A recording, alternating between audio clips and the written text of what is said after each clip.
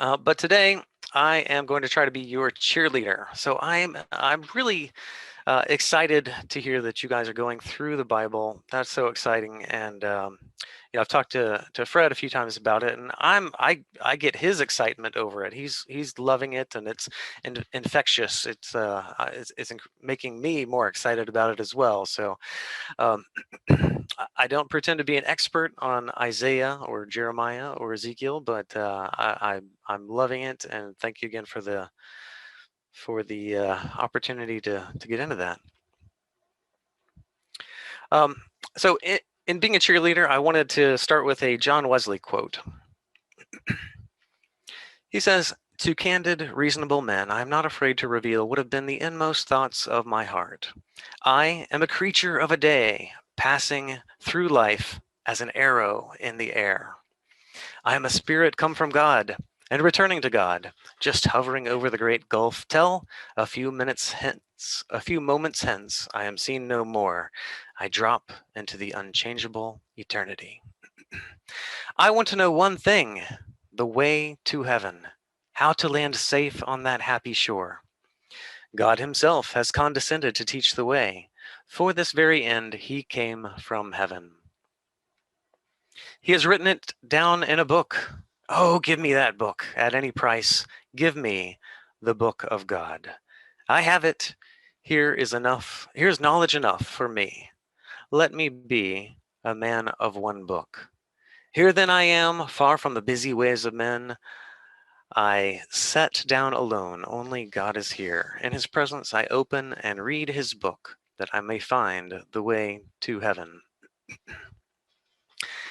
I thought that was rather inspiring, and it reminds me of what Paul told Timothy in 2 Timothy 3. Timothy, of course, grew up with a Jewish mother reading the Jewish scriptures, and Paul says, "How from childhood you have been acquainted with the sacred writings, which are able to make you wise for salvation through faith in Jesus Christ."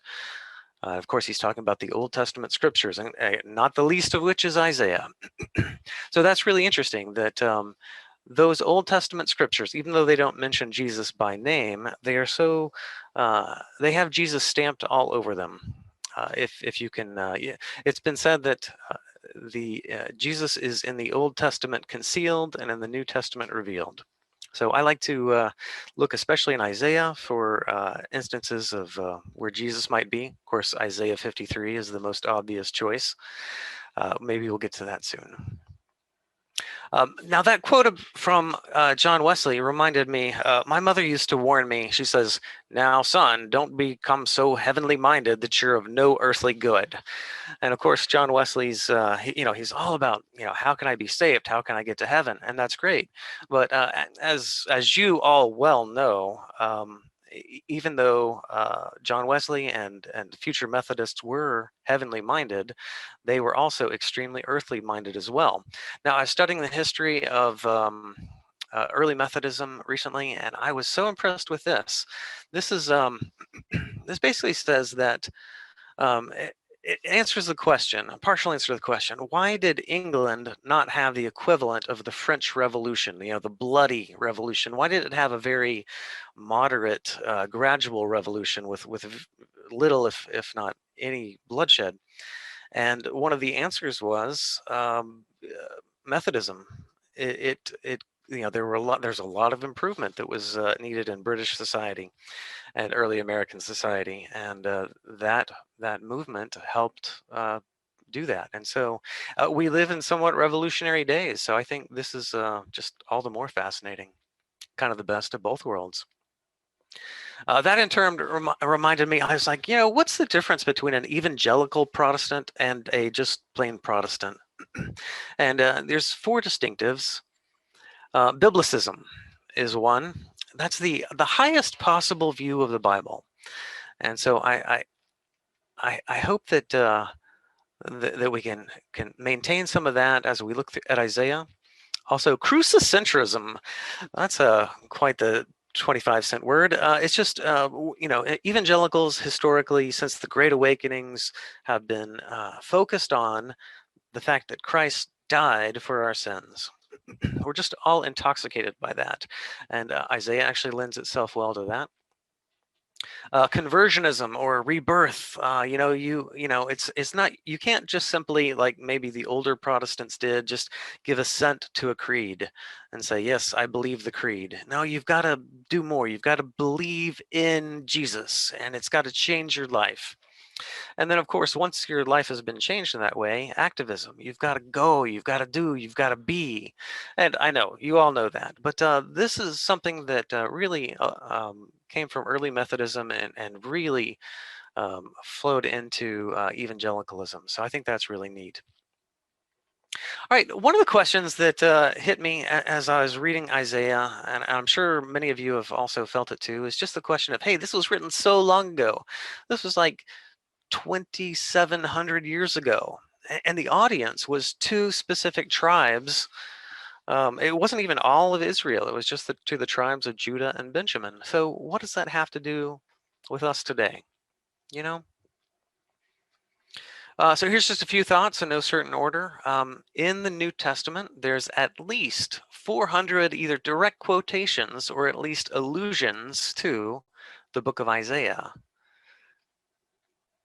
Out of all the out of all the chapters in Isaiah, 47 of the 66 are either quoted to or at least alluded to in the New Testament. I think the figure is probably higher than that, but those are some of the more easy to catalog. The Apostle Paul, I like to try to understand the Apostle Paul. Well, his favorite book was Isaiah. He quoted the book of Isaiah more than any other book in the Old Testament. Now, if you include the first 5 books of the Bible, the books of Moses, as one collection, then he quoted that more. But individual books, Isaiah. So I'm going to throw out this question. Can we actually understand the New Testament very well at all if we don't understand the Old Testament?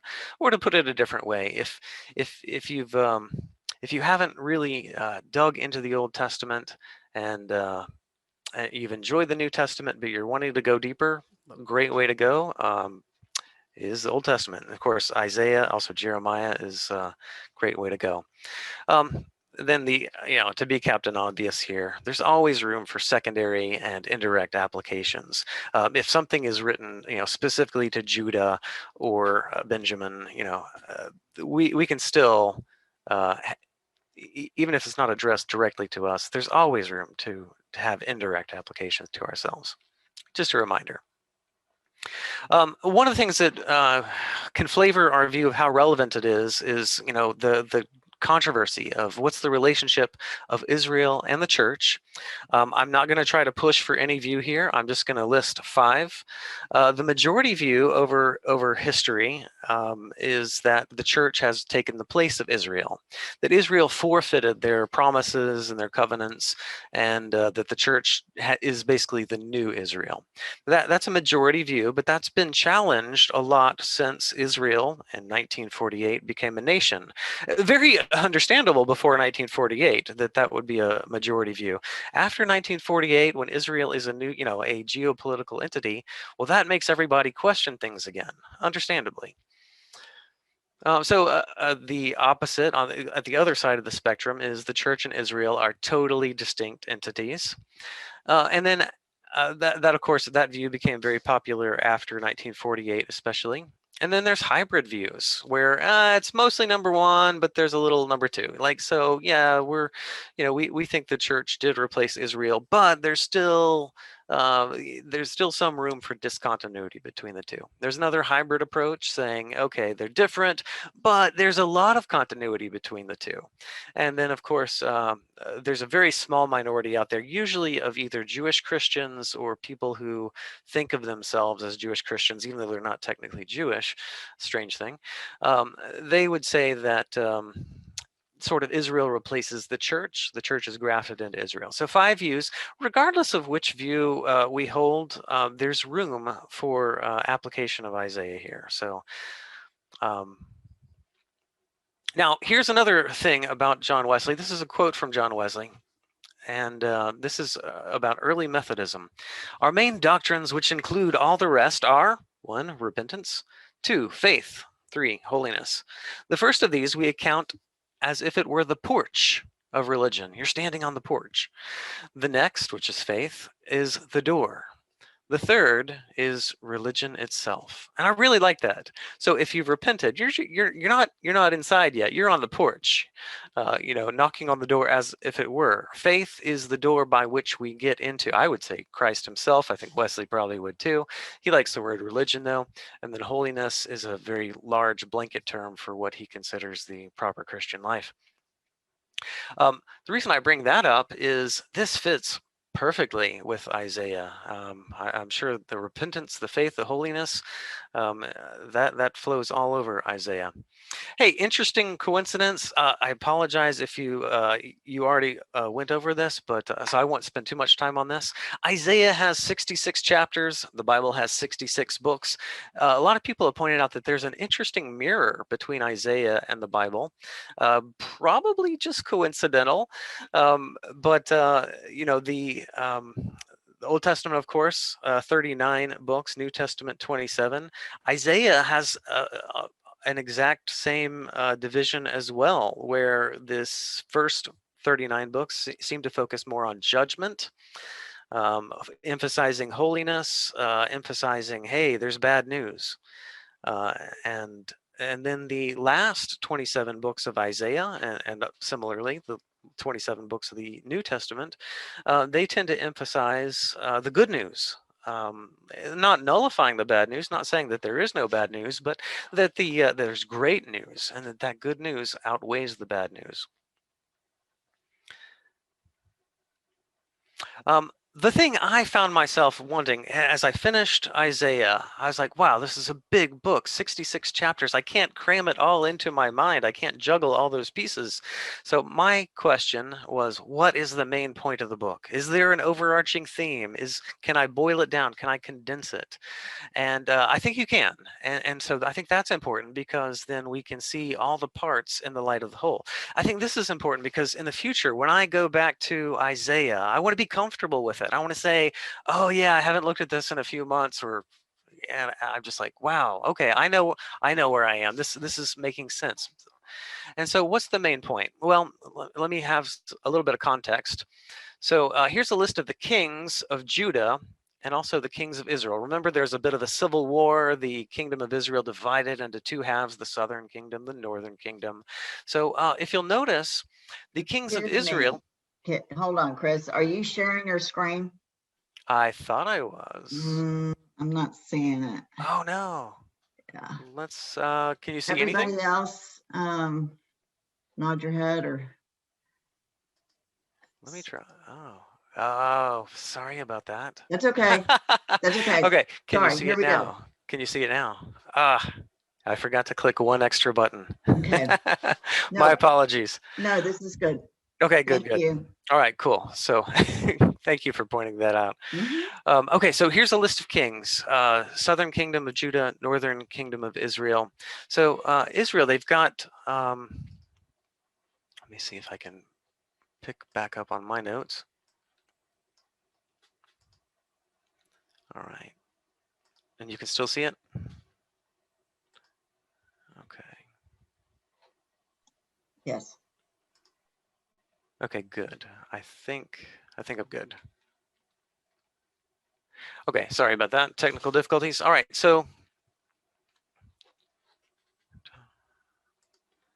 I've got to pick up my place here. Okay, good. You should have spoke up sooner. Sorry about that. Oh, no. My bad. First time out of the chute. We're doing okay. Yes, good. Good. All right, so in Israel, there were 19 kings after the split. As you can see there on the right, 19 kings, all of them, in God's assessment, bad kings. And when you have bad kings, the people tend to follow the shepherd. Sheep tend to follow the shepherd. And by bad, two main things. One is allowing them to worship idols. The other thing would be allowing justice to be corrupted, not taking care of the weak. Widows, orphans, sojourners, people who can't take care of themselves well, letting them to be victims and preyed upon. Now, on the southern kingdom, they had 12 bad kings, unfortunately, but they had 8 good kings. And again, the sheep do tend to follow the shepherd. So I think the bad news that we'll see both in Isaiah and later in Jeremiah, um, is that there's different forms of judgment. Now they were warned about this way back in the days of Moses. This is nothing that should surprise them. The northern kingdom was invaded by Assyria, and there was no return. They've basically been lost to history. It'll be interesting to see. I think only God can put that Humpty Dumpty back together. But the other 2 tribes in the southern kingdom, their judgment was going to be less. They were going to survive, as we read in Isaiah. They were going to survive the Assyrian invasion with God's help. God would turn the Assyrians away. But eventually, the Babylonians who took over the Assyrian domain, they would lead the children of Judah into captivity for 70 years. And then Cyrus, as Isaiah points out, 150 years in advance, Cyrus would allow them to come back to their land. So keeping that in mind. Now, okay, I hate to do this, but here's some exposition. I was reading a commentary and trying to answer the question of, okay, what's the big picture here? And I just thought this was a little too good to pass up. So I'm sorry to do a little death by PowerPoint, but this really helped me. I hope it helps you too. These years in Israel's history were a time of great struggle, both politically and spiritually. The northern kingdom of Israel was deteriorating politically, spiritually, and militarily. They finally fell to the Assyrians. The southern kingdom of Judah looked as though it too would collapse and it would fall to Assyria, but it withstood the attack, again with God's help. In this political struggle and spiritual decline, Isaiah rose to deliver a message to the people in Judah. His message was that they should trust in God, the God who had promised them a glorious kingdom through the prophecies of Moses and David. Isaiah urged the nation not to rely on Egypt or any other foreign power to protect them, for the Lord was the only protection they would need. The last chapters of Isaiah emphasize the fact that God would deliver his people from captivity in Babylon in the future. I already addressed that. Isaiah was calling the people back to a proper covenantal relationship with God. He was reminding them of their sinful condition and the consequences for it. Yes, God would judge the nation, but he would also eventually restore them to the land with the full kingdom blessings. I'm going to go ahead and skip that. Okay, so they had a choice. The choice, and I think this is the main point of the book of Isaiah. I think anything you read in Isaiah, this large book, can probably fit into this in some way. The choice. Here's your choice, Judah, Benjamin. There's a great danger, the danger of Assyria, and of course later Babylon as well. There's a great danger you're facing. Now, who are you going to trust? Choice number 1. Are you going to trust the God who made a unilateral covenant with Abraham, Isaac, and Jacob, made a bilateral covenant with Moses, or with Israel through Moses, I should say? You made a unilateral covenant with King David saying, I'm always going to have a descendant of David on the throne, i.e. the Messiah. The God who created the heavens and the earth, the God who knows, controls, and tells the future, the God who even parted the Red Sea and the Jordan River for Israel. Or are you going to choose to put your faith and rely upon idols made of wood, stone, gold, silver? Or what about the Egyptian military? Are you going to make an alliance with Egypt, the other superpower in the neighborhood? Are you going to let Egypt and Assyria fight it out and pay Egypt a lot of gold in the process? Now, of course, we come up with this word covenants, covenantal relationships. What's that about? That's not our usual everyday parlance. Now, I talked a couple of years ago about covenants in the videos on storytelling, how to tell the story of the Bible, focused a lot on a covenantal framework. If you look at that, if you're interested, look at the third and fourth video. Today, a covenant, I think the best way to think of it is a treaty. When 2 major world leaders sign a treaty, They just get together, they sign it. There's some fanfare, and it should be binding. It's a big deal. In the old days, though, and the times of Abraham, the treaties were made as blood covenants. There would be a valley. You may remember there would be animals who were sliced into two pieces. Blood would fill the valley. This is a kind of a representation of what God and Abraham entered into covenant with. So there's the blood in the middle of the valley, and the two members of the covenant walk through the blood, meet each other in the middle, and that seals the covenant. So that's the way treaties were made in the past, or covenants. Another way to think about covenants in the Bible is the marriage covenant. Now, I mentioned in the past the Cinderella story, where you have rags to riches, or in the case of God and Israel, you have rags to royalty. A really exciting story, better than any of the Disney stories, where,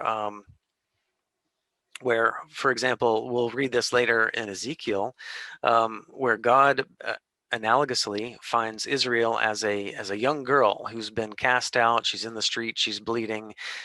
He takes care of her. He has his servants clothe her with fine cloth, and tend to her wounds, and lets her grow. And after she's grown, he ends up marrying her, and it's kind of a princess slash queen story. That's a theme that you'll see in Isaiah, also Jeremiah, and Ezekiel.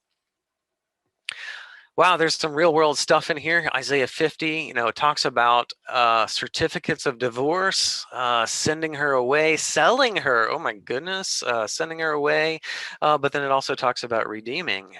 This is you can't say this is boring talk for sure. This is a powerful language. Isaiah 54 picks up on it, talking about God being the husband, Israel being essentially the wife, and because of her transgressions, iniquities, unfaithfulness, Isaiah 54 talks about actually deserting her, casting her off. But it also has, as good news, it says, I will have compassion on you. And we'll see this is exciting, both in Jeremiah and I think also Ezekiel, when it talks about the new covenant. That's a marriage covenant. God is going to remarry Israel, and it's going to be even better than the first time. So that's part of the good news that comes up. Jeremiah 3, which I think we'll be reading very soon, also talks about that. So you'll see that theme. And Jeremiah talks, I believe, 100 years after Isaiah. Also, kind of as a refresher, Paul, the Apostle Paul in Romans 11 talks about the olive tree. This is his great symbol for especially the Abrahamic covenant. The way I try to think of this, and I'm not saying this is necessarily right, but this is kind of the way I think of it, and I think it's been a helpful way.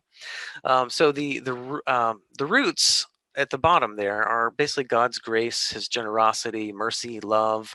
Those attitudes where He's for us and not against us. There were other covenants with Noah, for example, but we really get into the olive tree. The trunk of the olive tree is, I would say, the Abrahamic covenant, which we read about in Genesis 15. Then there's the Davidic covenant. There's the new covenant, which we'll read about in Jeremiah and Ezekiel. The confusing one, though, is there's a covenant made with Israel back in the days of Moses, which is of a different nature. It's a bilateral. It's if you keep these laws, the laws summarized in the Ten Commandments, I will bless you in the land. If you don't keep them, if you start worshiping idols, if you let justice get corrupted, that's kind of the Ten Commandments summarized into two. If you do that, then you're going to suffer judgment.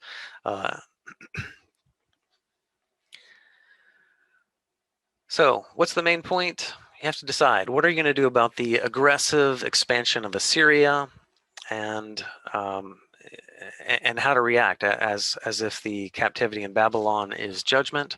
Are you going to keep covenant with the Lord, or are you going to break covenant by trusting in your idols and trusting in Egypt? All right, about 8 minutes left. I was trying to think of, since that's old ancient history, I was trying to think of something that might have might kind of fit in with today. I thought, okay, well, what about the plight of Hong Kong and Taiwan, maybe even the Philippines, being the small kingdoms, in the light of an aggressive expansion of China, for example, today? And who would their allies be? The United States, Japan, South Korea?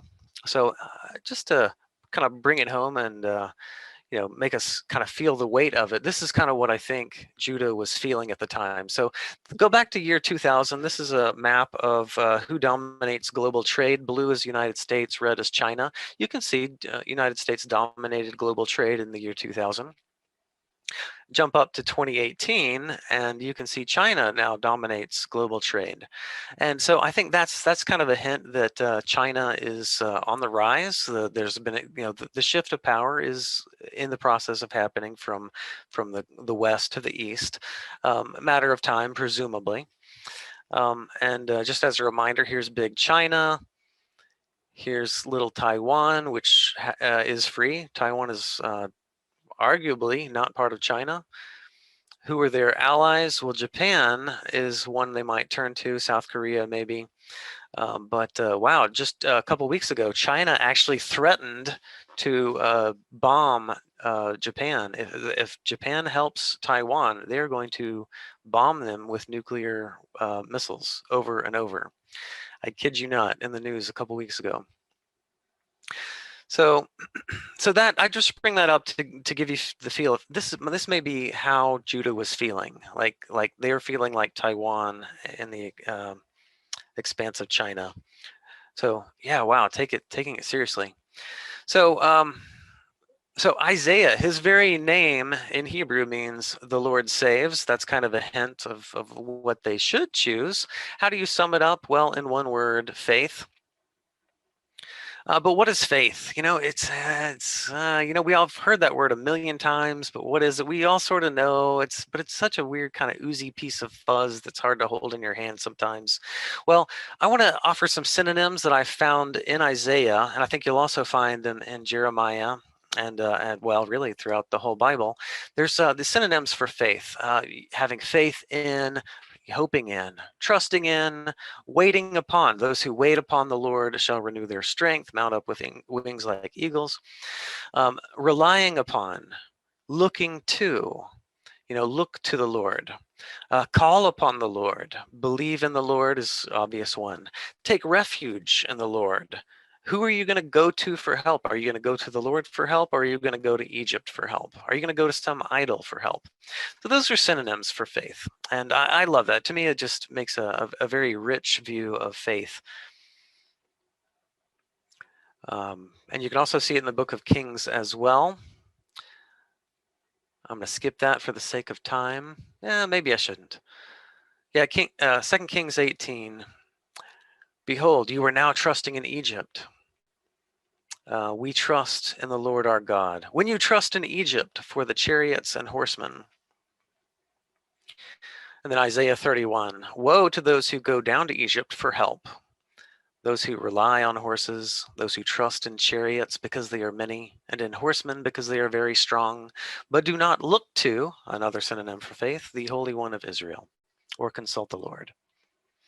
So I think that choice between idols, Egypt, and Yahweh is the key to understanding every chapter in Isaiah.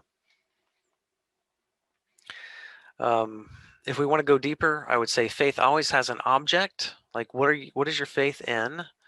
It always has a purpose. What is your faith for? And that purpose typically involves some form of risk or danger.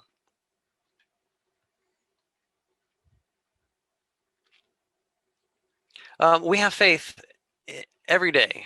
Everyone has faith. Like right now, I'm sitting in a chair. I'm trusting in this chair. That's the object of my faith. The purpose is to, various purposes, to prevent me from falling on the floor, to prevent me from getting tired, to help me not lose mental focus. Right now, we are all trusting in Zoom meeting technology to keep us connected for this hour. Trust. A lot of us are trusting in a vaccine to protect us from coronaviruses. Others are trusting in something else. I don't know, fill in the blank, hydrochloroquine, natural immunity, herd immunity, ivermectin, whatever, to protect us from coronaviruses. Faith isn't just a religious thing. Faith is something we do every day. You're driving your car, you're putting your faith in the steering wheel, you're putting your faith in the brake system to prevent you from crashing. There was once one guy who sat down to witness to me at a break room at work some years ago. He started telling me about how he had faith in Jesus and Jesus saved him. And I was like, oh, really? What did he save you from? And he said, cigarette addiction. I was like, oh, that's good. That's great. So that was his purpose. His faith was in Jesus. That's a good, proper object. But his purpose was strictly for cigarette addiction. I asked him, so that's great, but why did God send his son to earth? He's like, oh, well, just to show us the way. And I was like, okay, well, then why did Jesus have to die on the cross? And he said, oh, that's terrible. Satan really got the best of him there. And I was like, oh, man. That's faith in the right object for the wrong purpose. So another preacher taught to have faith in your own faith, and I think that's a danger too.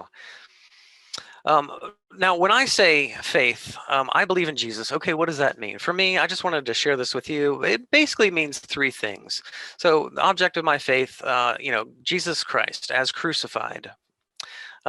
I believe in Jesus and his crucifixion to pay for my sins, my guilt, my shame, just the problem of sin before a holy God, and to give me peace with God. That's what my faith is in.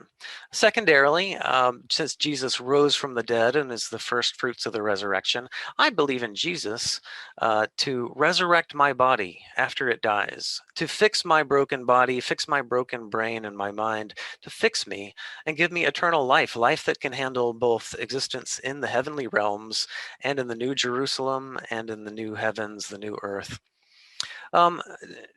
Thirdly, I believe in Jesus as, he came first as the suffering servant, as as Isaiah 53 says, as the Lamb of God to take away the sins of the world. But he's coming back as the Lion of Judah, the Lord of Lords, the proper returning King.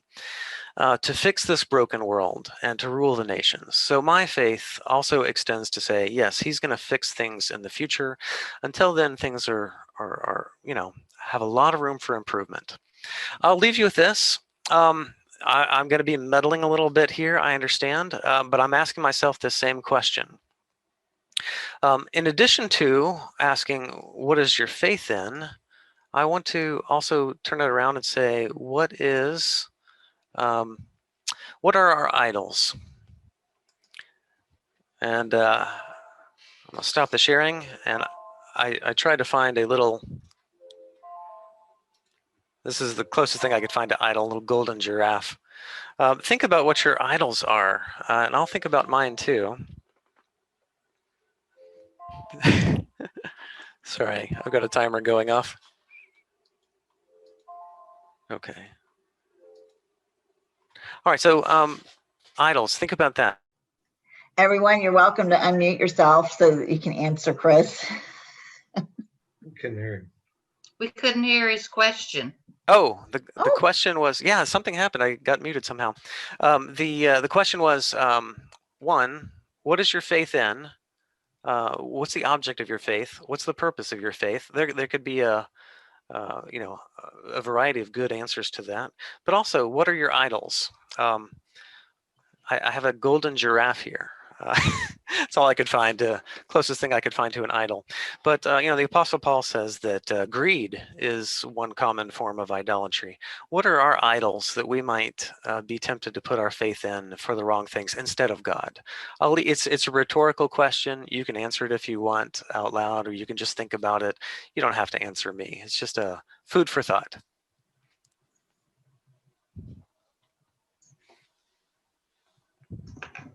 I think everyone else is still on mute. I'll speak up. We have fear of running out of money before we die, so we hoard our money. So that would become an icon. Interesting. Yeah. I heard we spend the first half of our lives spending our health to gain wealth, and we spend the second half of our lives spending our wealth to try to regain our health. So, Ugh. That's good. but yeah, that's definitely a tough one to because on one hand, I forget the reference somewhere in Paul's writings. He says it is proper to save. It is proper for parents to save up for their children, in contradistinction to children having to save up for their parents. He says that's proper, and so that's good, and that's okay. In that sense, saving money would not be an idol. But as we all know, it would be so easy to go from there to make wealth into an idol. That's Well, it so is easy. because you want your old age to be very comfortable and enjoy it a lot and have all the things you always dreamed of before you die. So it does Yeah. become an idol when you think about it. Yeah. No, good point. Yeah, I'm going to just be silent and think about that and meditate on it. Chris, Yes. I think another thing that we sometimes focus too much on is pride and the fact that we think we can manage our own lives, that we know best, and we forget to seek God's guidance and participation in it. And I think sometimes we kind of worship that instead of submitting to God. Mhm. Yeah. That's a good one, Diane. Yeah, I'll second that motion. Yeah, I'm guilty of that too frequently. I've got a friend who he said his approach to asking God for guidance is he's like, yeah, God's the shepherd, we're the sheep. He's like, do you know how dumb sheep are? Sheep are some of the dumbest animals in the world. So his approach is he's like, God, I need some guidance here, and I need you to make it just so perfectly clear because I'm an idiot. I need to make it so foolproof that there's just one way to go, and it's perfectly clear. And yeah, I need to listen to that because I like to figure things out and try to understand things and try to, but lean not on your own understanding. So yeah. I Well, hear you. when we're younger, I think you think of how your life's going to go. And then as your life's going, all these things happen. And now you're not as old as we are, but when you're getting towards the end of it here, reflect on what has happened in your life to make your faith stronger. And if you didn't, what do you have? So if we didn't have faith, if my husband and I didn't have faith, then we wouldn't have much of anything. So just my thought. It's interesting you say that. In case you're trying to guess, I'm just on the verge of 48. I'll be turning 48 next Well, month. you're still a youngster, so I'll tell you something interesting that what you said kind of reminds me of one of my personal struggles, and I'm just being transparent here, not recommending this. One of my personal struggles is I often wonder, does God hear my prayers? Does God answer my prayers? I pray for a lot of things, and it sort of feels in the short term like those prayers didn't get answered. But I also have a prayer journal that I sometimes put requests in over the years, and then when I come back to it years later and review them, with hindsight being more 2020-ish, I'm amazed with how they really were answered. So in the short term, I'm too myopic. I can't see God working, and kind of like you say, as we get older and can see the greater warp and weft of the tapestry, we can actually see God at work, and not only has He persevered our faith, we can look back at that and rejoice and be reassured in our faith and say, yeah, I should have had more faith. Hmm. and also when you get to be this age, you think about what's the next 10 years going to hold for you. And you don't know. So If you don't have faith, again, you'd be terrified. You know, that's one of the beauties of Isaiah. You know, Isaiah was written in part to comfort and reassure the captives, you know, the tribes of Judah and Benjamin who were taken captive by Babylon and who would spend 70 years in captivity. Well, this was partially to reassure them that God is in control and that Cyrus would actually allow them to go back to their land and they could pick up where they left off, and that God hadn't abandoned them. That that I they're just had a thought. We need to have a New Horizon nursing home. So we'll all have friends at the nursing home. That's a nice idea. Oh, my goodness. Well, we'll just get a big old house and we'll all commune together. So back to the 60s we go, right? Yeah. I mean, so